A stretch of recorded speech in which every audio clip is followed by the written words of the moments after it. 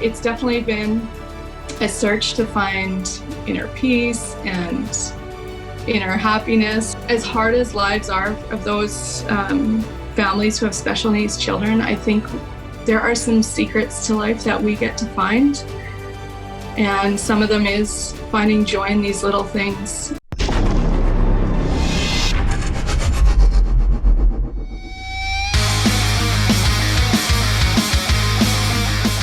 The Growing the Future podcast is brought to you by Aberhart Ag Solutions. Join us as we talk to top entrepreneurs in the agricultural space about their methods of obtaining success in their endeavors. And now, your host, Dan Aberhart. Well, today I'm very excited to have a very special guest on the show, Tiffany Martinka, who goes by the moniker Prairie Pretty on Instagram. How are you doing there today, Tiffany? Good. Thanks for having me, Dan. I've listened to some of your podcasts and some of the people you have on your podcast. I'm thankful to be kind of part of that. Awesome. You're definitely amongst good companies on the show. We want to set the stage. Tell us a little bit about yourself, your background, the farm, and who you are. Okay. Grew up on a mixed grain and cattle farm. Knew I loved the farm. I knew I wanted to go into agriculture after high school. A few reasons why I wanted to go into agriculture. I knew that we'd always need agriculture in our world. And I also love that we need it in every part of the world.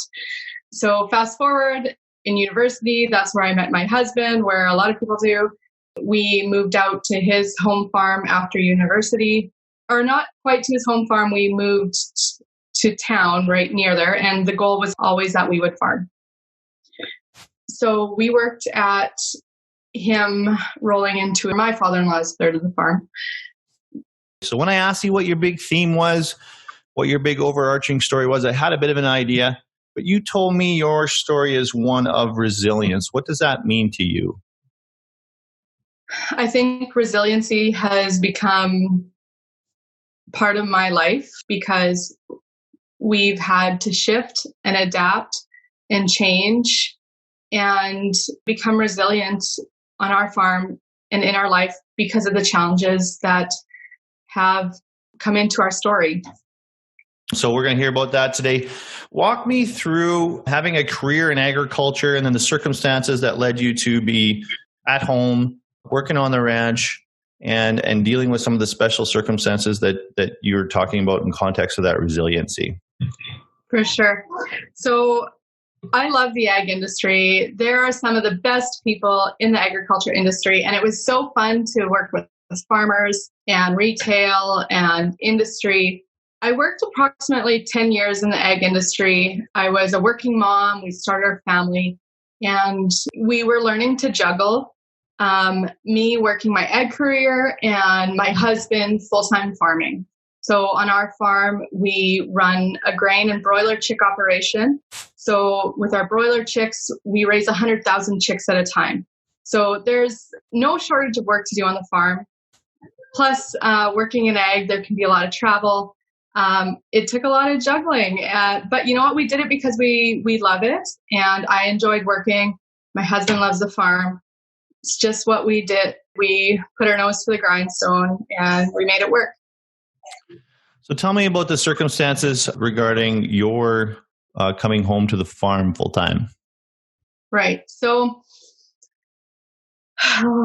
this is kind of an interesting part of it because I never ever imagined to be a stay-at-home mom or even a farm wife.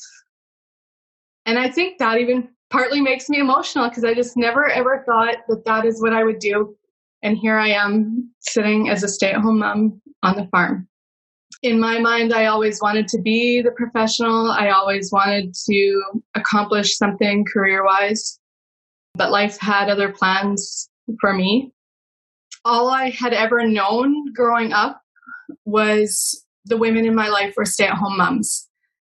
And I just had it in my head that I was not going to beat that. I wanted to be something different, but it's funny how you come full circle and you always end up being more like your parents than you realize. But anyways, we wanted to add a third child to our family. And My daughter was born December 18th, 2016, and she was the most beautiful little baby, the happiest, and she's the cutest. And I'll show you pictures if you want to see that for sure, because I think you'll agree. Those first 6 months of her life were some of my happiest times when I look back. Life was perfect. At 6 months old, she had her first seizure. At the time, everybody kept telling us it was a one-time thing. These things happen, they grow out of it. Our story did not end that way. Her seizures continued to progress. She started having them more and more often, and she started having multiple types of seizures show up. So by the time it came back to me ending my maternity leave in the fall, I think it was end of November, we were in the hospital so often that it was just, there was no way you could go back to work. And, it does make me emotional. You're making me break it all up. I think it's been shoved so deep inside. At the time, I couldn't even think of it. And I think this is why it brings up emotions, because I couldn't even process at the time what I was maybe giving up, because you focus your attention on your child and what's best for them. So at that time, it was quitting my job to care for her. We live in rural Saskatchewan. Childcare is already a shortage. To find somebody who would have the knowledge to manage a medically complex child, there's no way you're going to find that either. So, it was we only had one option, and that was for me to quit my job. And as much as I love working, I love my children more. So that is where we ended up with me as a stay-at-home mom, something I never ever thought that was in the cards for me. So when you first experienced this seizure, it's probably similar to some of what people are going through right now. Your whole world changes. What you thought it was is something quite different. What was the transition? How did it put things in perspective for you when your daughter's illness manifested itself? Mm-hmm. There were a lot of changes that went on with myself and my family. That first year, we were just in survival mode, and I was trying to figure things out. When you read of your daughter's, when you read of a child's, their diagnosis, I first read Dravet syndrome. My whole world came crashing down, because you see your perfectly healthy little baby, and you read this diagnosis, and it tells you that they're slowly going to decline over the years. They'll have developmental delays, that things are only going to get worse. It's a progressive disease. And I was the one who read of this diagnosis, and I'm the one who pushed our neurologist to test her for it. It's a genetic mutation of the SCN1A gene. So the SCN1A gene is a sodium channel in your body. She only has half the sodium channels in her body, and that is why it causes the epilepsy. So all the changes that I was experiencing, I was researching for my child. I was advocating for her. And I think when you have children, part of being a parent is you are dreaming for them. You have hopes and dreams for them. And when you read of this, you don't have those hopes and dreams anymore, because her future is laying right there in front of you, as she will be developmentally challenged down the road. Unless we come up with a cure. So where I was struggling is, how do I find happiness now? Where do you find happiness, and how can I start looking for that? And what I realized is happiness comes in the tiny little things. It comes when you can live in the moment, when you're not always thinking about the future or maybe the past. It's when you can enjoy your hot cup of coffee, or sitting and playing with your child. That's when the true forms of happiness come, and when you can stay in your mind in the moment.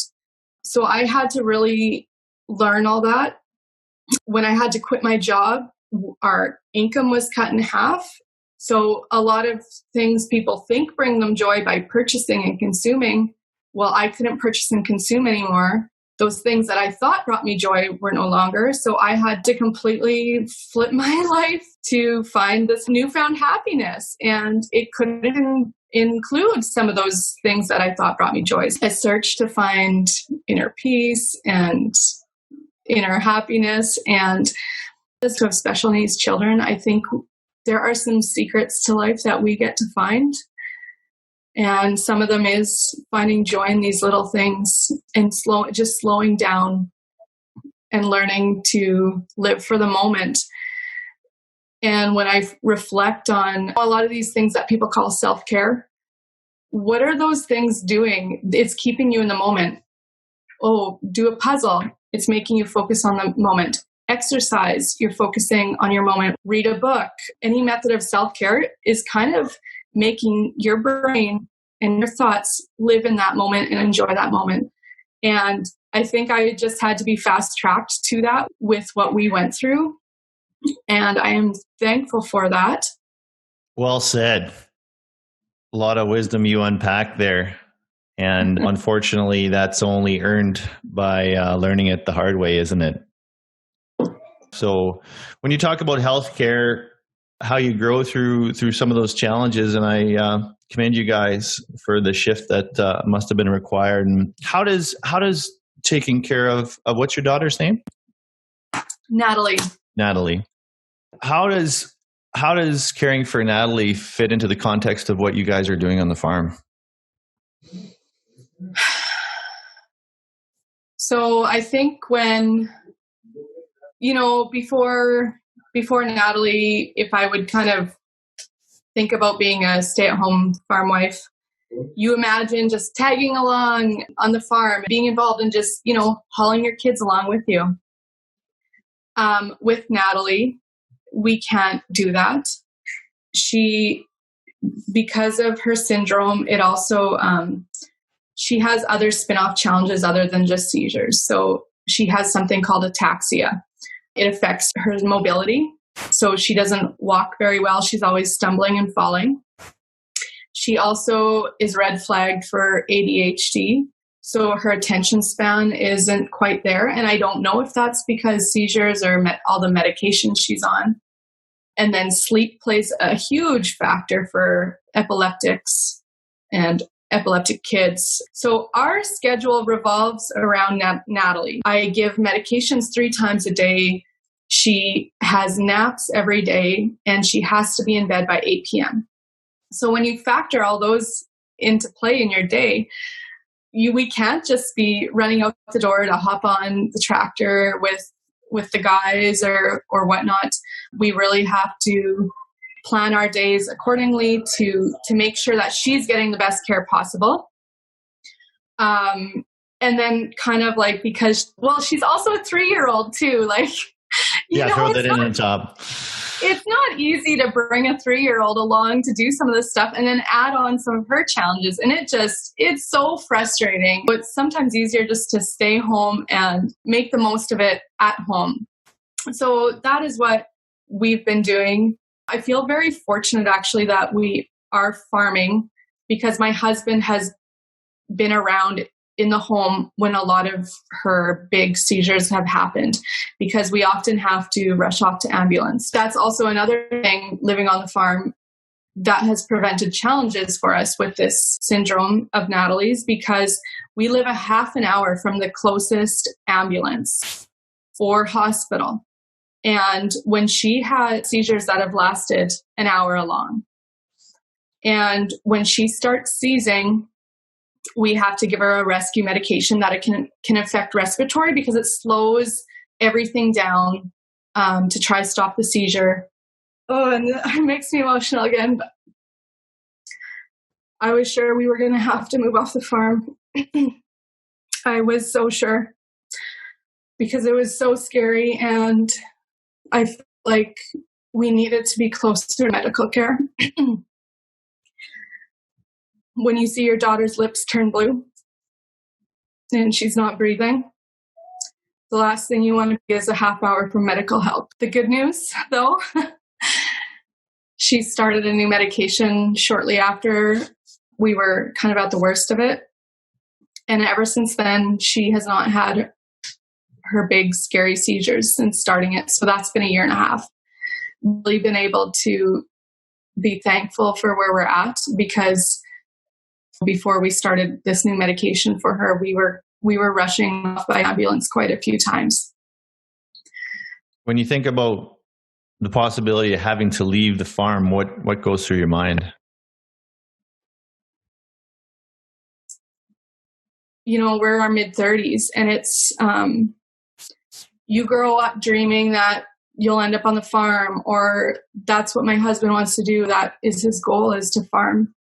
And you have these dreams, and everything we've been working towards is to be here on the farm, to manage the farm. And then when I thought we would have to move off the farm, my first thought is that our family would be split up, because I thought I would have to stay in town with the kids, and then my husband would have to stay out here farm. And that's not what anybody wants. That's not what any family wants, to be split up. But in those times when you're in the thick of it, you are just, you're trying to keep your child alive. So you do what you got to do, and you make it work. As much as I didn't want that to happen, it's pretty traumatic to go through that. So you would have to do what you got to do. But I am so happy we didn't have to go that route. So Amazing. Here we are, still on the farm. Perfect. So it sounds like everything can be a little bit more challenging, obviously, with Natalie's condition. And you guys recently went on holidays. And that what initially seemed like a wonderful vacation in paradise kind of took a left turn into WTF just happened here. Yeah. Tell us about that. So, my husband and I, we went on holiday this year, and we went on holiday last year. And last year was the first time we got away on hot holiday. That was my first hot holiday ever.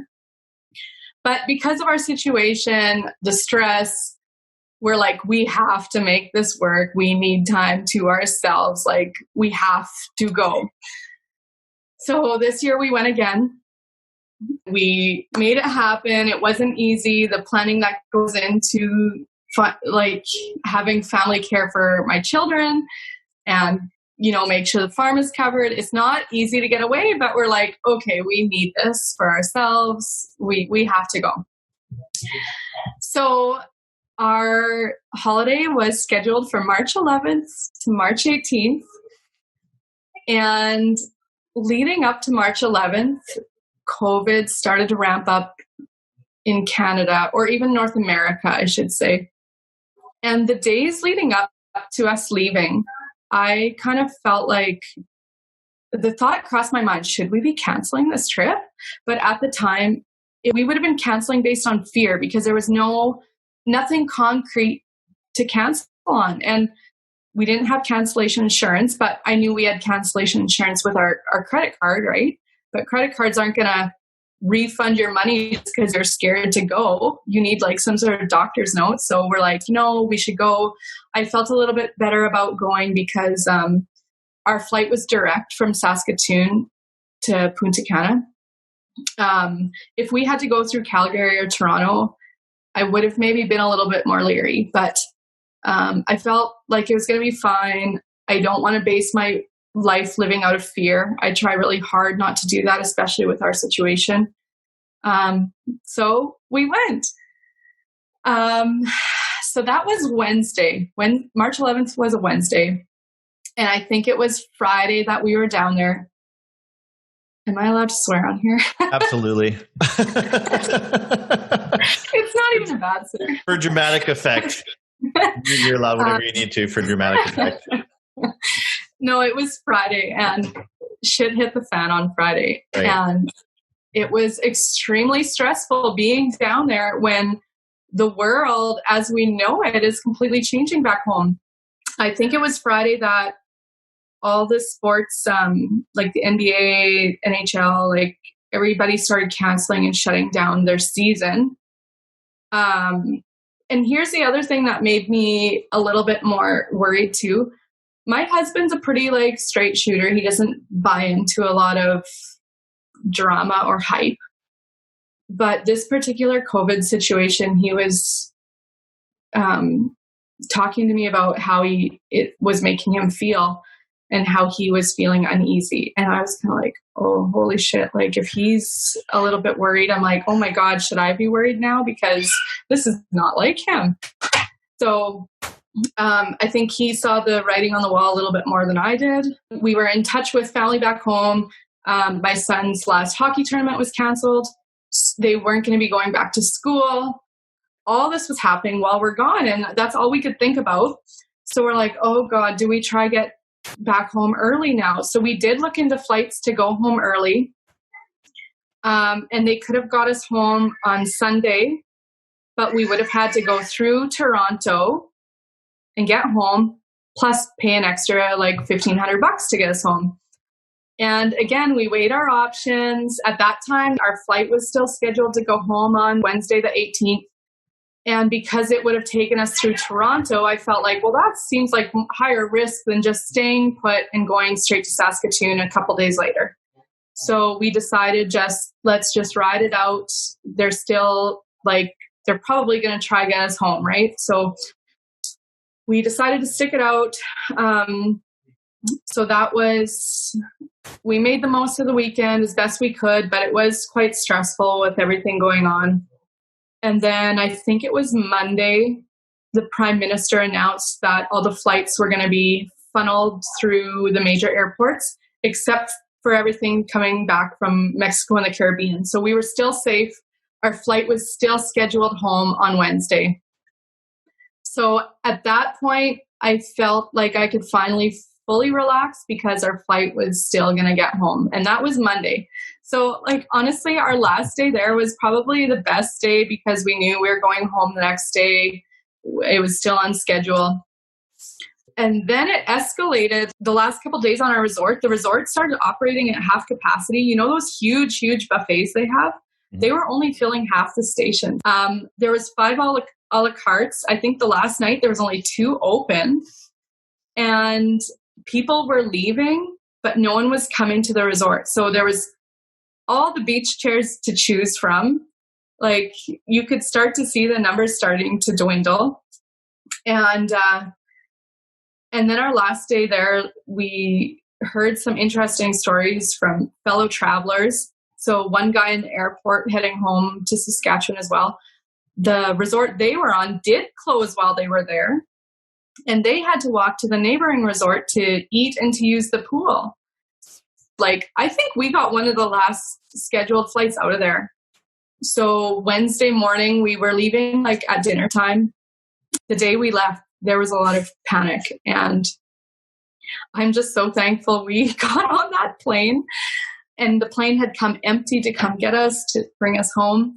So when we got back to Saskatoon, I don't think we've ever been more thankful to get home than we did that time. Wow. And then the morning we get back, so Thursday morning, our travel agent calls us and she says, oh my gosh, I'm so thankful you guys got home.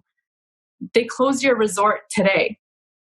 They closed the resort. And we're like, what? Like, they didn't tell us anything that they were gearing up to close or anything. When you say panic, what did that look like? I mean, well, maybe panic's a strong, I don't know. Maybe panic's a strong word, but people were like worried about how they're going to get home. And it was more so just when I would talk to them. So you get back home, you touched home base, you're safe. Then what happened? Okay. So, we got home at midnight on Wednesday, the 18th. And our plan was our kids were supposed to be put to bed at our place. And then we would wake up with our kids. And I had full intentions of quarantining, but I was going to quarantine as a family with our children because I didn't really feel at that time like a huge amount of risk. I knew it was important to quarantine, but I didn't really think it would happen to us. So I didn't really think too much about having my family at home. But then our friends we were traveling with, her mom was like, you can't have these children back. You guys have to quarantine without your children. And she kind of made us think, well, geez, should we be having our children back? Like, what's going to be going on? And then it just started escalating, that we started realizing how high risk of having COVID we really were. And we needed some time. Oh, and it started becoming mandatory that people quarantined after travel too. And we started figuring like, well, what do we do? Like, and because Natalie is high risk with her epilepsy and my middle son has asthma, we started thinking, well, geez, we better be a little more careful how we handle this. And we better take time to call our doctor in the morning and the right people in the morning to fully understand like what kind of risk is going on here. So we asked our caregivers to keep our children one more day so that we would have time in the morning to make all the right phone calls needed to make an educated decision on how to handle this quarantine. And I just kind of thought, oh, we'll make the phone calls and then we'll get our children back.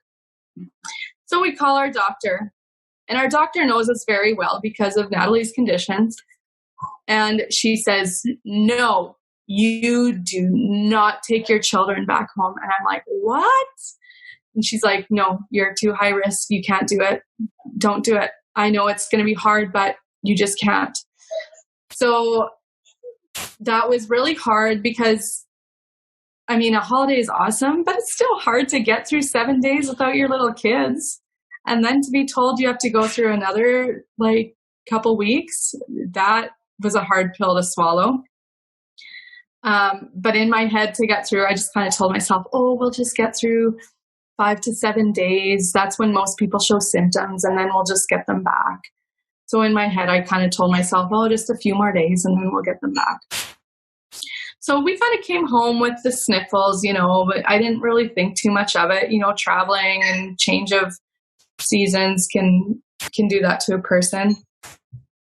And then I kind of started getting a head cold like 5 days in. And again, pretty minor. I didn't take any medication for it. But then we called the doctor because we're like, well, what do we do? Do we get tested? Do we not? We were kind of getting pressured maybe to, is it time to get our kids back? And in my head, I kind of thought again, oh, maybe we should just get tested to make sure these sniffles are nothing. And then a negative test, we can get our kids back. So we call our doctor. I think we called her Wednesday, and she was doing phone consults for her patients. And we kind of talked it over, and I kind of told her some of my symptoms. And she's like, well, yeah, by rights, we should test you because you've traveled. You're high risk. So like I didn't have a cough. I didn't have a temperature. I didn't have body aches. So I went and got tested. It was a Friday. And Monday, I got my results that I was indeed COVID positive. Wow. And I couldn't believe it. And I think my doctor couldn't believe it either. She's like, holy shit. Boom, there it is. Mic drop. COVID. COVID positive. And my husband went and got tested that Monday as well. So he kind of was lagging a day or two behind me. And even with him going to get tested, I really thought there was maybe a mix up and his test would come back negative and mine would be like a mix up because I really didn't have a lot of symptoms. I didn't once take pain medication, cold medication. I just kind of had like a minor head cold and stuffy nose and stuffy sinuses. That was kind of the worst of it. My husband did get a little bit of a cough and he had a little bit more chest congestion. I never really got the chest congestion. So yeah, that was a whole new ball game now that we actually had it. But in a way, it was kind of a blessing in disguise because I felt like, okay, all this quarantining away from our children is now worth it. And having to go another week is now like, it gave some sort of like, it kind of made it a little more concrete, like why we had to ask this of our caregivers and make it work. Rather than just sitting there going, oh, maybe we have it. We knew for sure we had it, and we had to make that choice for our family, and it was the right decision. It wasn't an easy decision, but it was the right decision to make. And we were no strangers to doing what's best for our family and our children, even if it's a hard decision. We have lived a lot of our lives in fear of my daughter getting sick. What people are experiencing right now with fear of getting sick, we live that all the time. So we are no strangers to this. We've canceled plans before. We've stayed home. We do all the things to try to prevent illness in our home. Not a lot has changed for us in that sense. So fast forward, we have our children home. I must have done a pretty good job of disinfecting our home because so far none of them have had the fevers or whatnot. So now we are all together as a family, isolating as a family.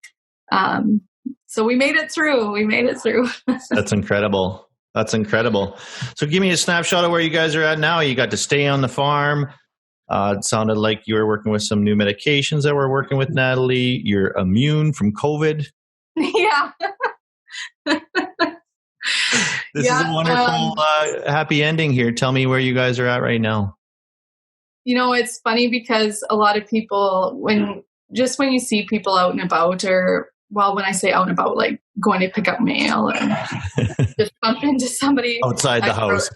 Getting groceries. They're like, "Oh, how are you handling everything at home?" And I feel kind of guilty saying this, but honestly, things are great. Like, we're doing good. Life has not changed for us on the farm.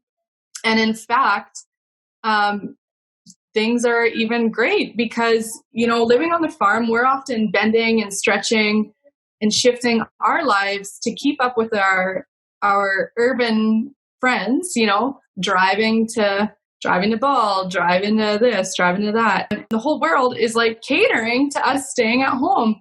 Everything's available online, like I usually do most of our shopping for clothes or birthday presents online anyways. And now more businesses are offering online ordering, free shipping. Like, to me, that is completely in line with our lifestyle. I don't have to run to any sports events. I didn't have to worry what kind of birthday party to have for my son. Things are good right now, isolating on the farm. There's new life on the farm. We had a baby lamb for the kids. So they've enjoyed being outside. Being that it's spring, there's lots going on with seeding. My daughter's having a great month. We've been tweaking her medications. So we're in a really good place with her right now, and I hope it stays that way. But yeah, I think we're really enjoying this time right now, and I feel so, so fortunate to be on the farm during this COVID time. I feel for those people in the city. They don't, they even shut down playgrounds.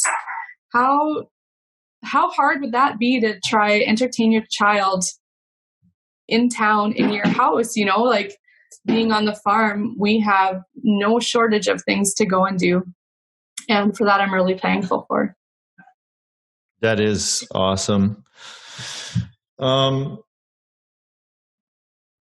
Tiffany, that was really good.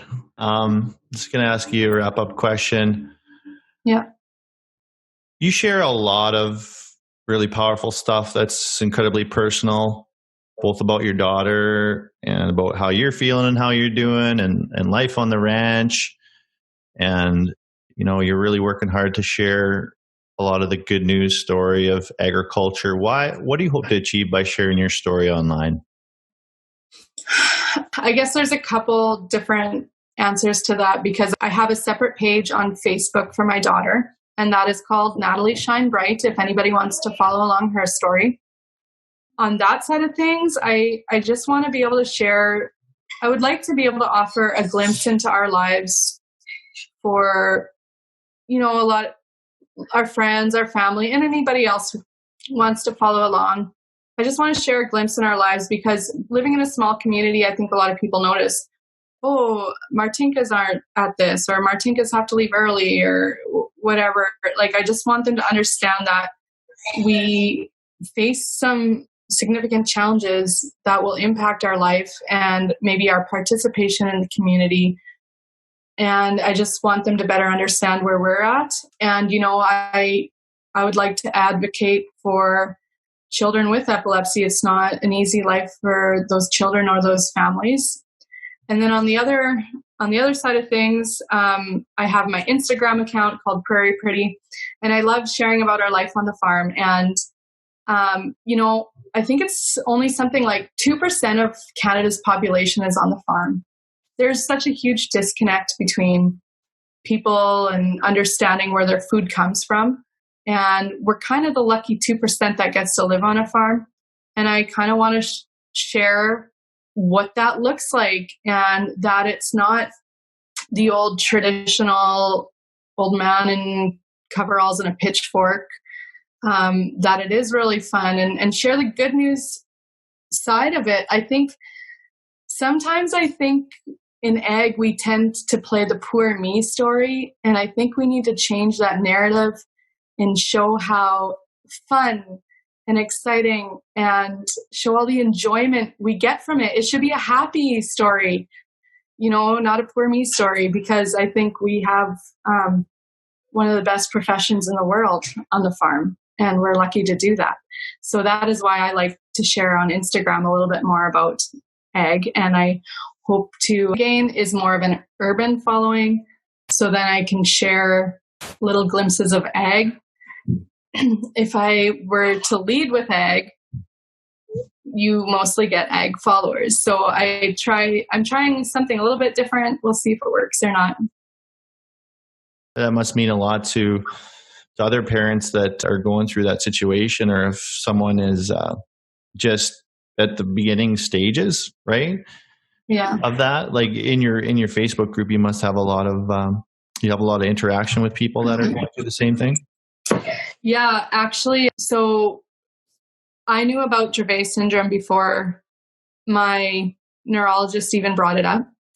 And I searched right away on Facebook for a Dravet group, and I found a Dravet parent group, and there's a couple thousand parents on there from all over the world.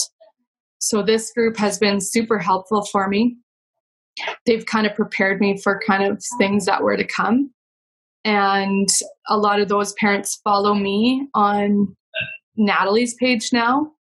And then there's also a lot of just like other special needs parents that maybe don't have Natalie syndrome, but are just special needs that really appreciate what I'm sharing as well.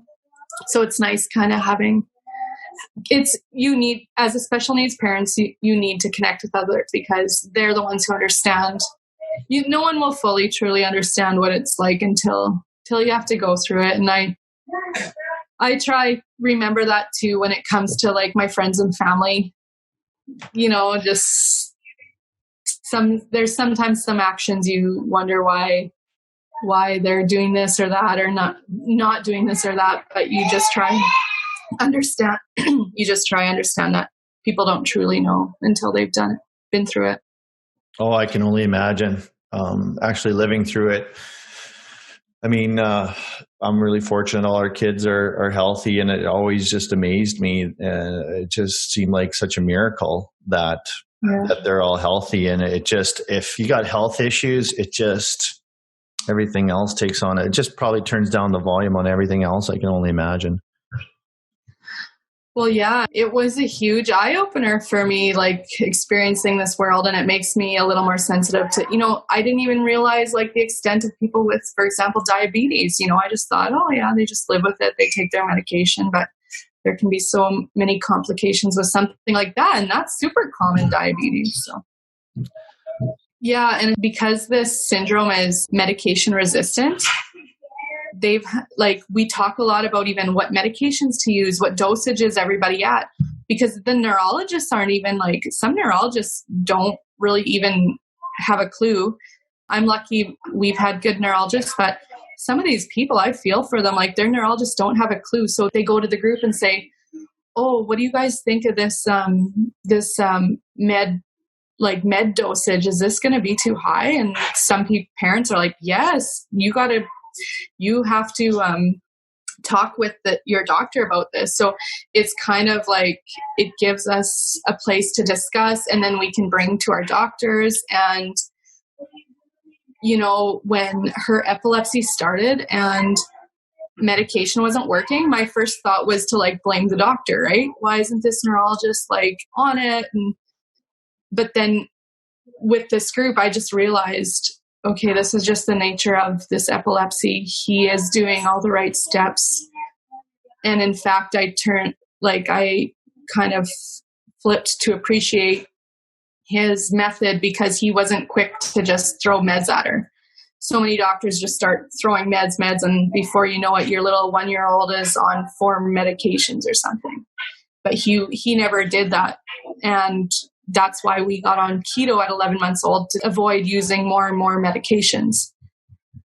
So it's just such a tricky, it's a very tricky thing to live with, because it's a balancing act of, do you add medication or increase dose to control seizures? But then these medications can have such negative impacts too. So then it's like, well, which is worse, more meds or more seizures? And because she has 2 main kinds of seizures. One is the big tonic-clonic that sends us to the hospital. But those ones have been very well controlled, and those ones are with fever. Okay. Then she has this small little drop ones. So it's like she just drops, or she'll fall to the floor.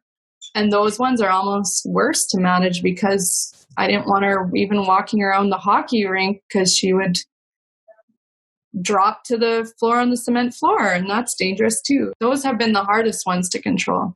Oh man. I can't imagine it. I can't bear to see my 4-year-old daughter unhappy about anything, even when it's self-inflicted, when she's just in the corner. I'm like, no, don't be sad. To go through some real pain. But how does your daughter deal with it? Is it just part of life for her? Honestly, she is so resilient. Oh my God, she's just the happiest little thing. And those drops, they just pick up and carry on playing like nothing happened. She will kind of have moods and get irritable sometimes. I think when there's seizure activity flaring up, I don't think it can't make her feel good. No. Yeah. So the ketogenic diet therapy, when we did that, it definitely did help. And for some kids, it's the answer, which is so cool, but it didn't help enough. We were a year in, and she had a bad seizure, and it was what happened? We were a year in, I tweaked the diet as much as we possibly could, and it was still time to start this new medication, which is only for her genetic mutation. And that is the one that took away the tonic-clonics, the big scary seizures, that new medication. So once we started that new medication, I was like, okay, this med did more for her than the ketogenic diet did. I'm getting really super stressed out doing the ketogenic diet, because our neurologist had a dietitian, and the dietitian would send me, her meals were a prescription. And I had to weigh every single thing that went into her mouth out by the 0.1 of a gram.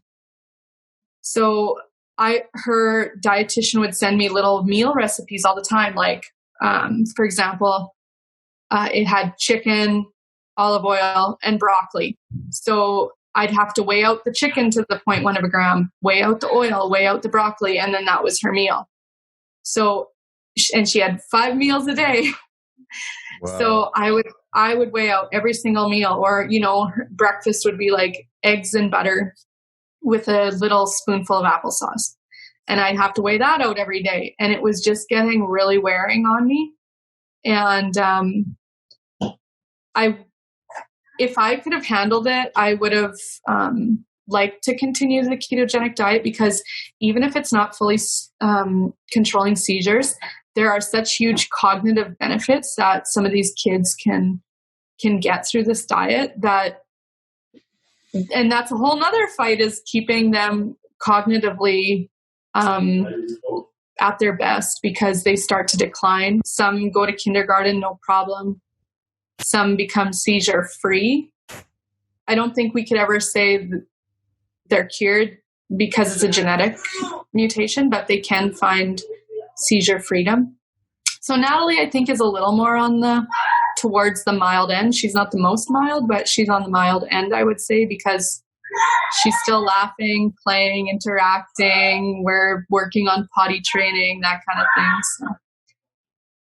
So yeah, it's honestly, I don't even, when I share my story with just people asking, and I remember like when we were in the thick of it and people are asking how we're doing, and I would just be explaining like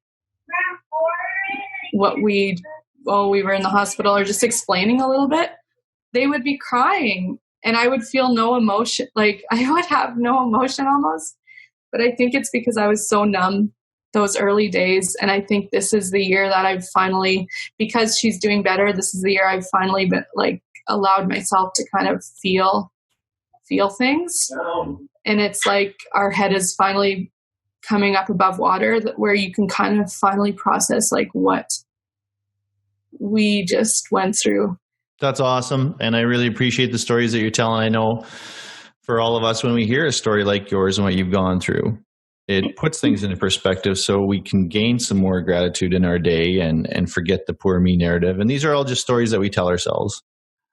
And you got an awesome story of resilience and overcoming a lot of things. And it sounds like you're doing great right now. That's amazing to hear. And keep sharing your story. And I appreciate you coming on the show, because I think people are going to be very interested to hear how you've overcome and gone through all these things. So you should be proud. You should keep telling your story. And I know you're having an impact. I know that I started watching you because of that. And we've got to know each other a little bit through our health and fitness group online too. So I look forward to hearing more from you, Tiffany. And thanks for coming on the show and sharing your story of resilience. Thank you so much for having me. I do enjoy sharing. So it means a lot that you had me on, Dan. And it's been good to get to know you as well.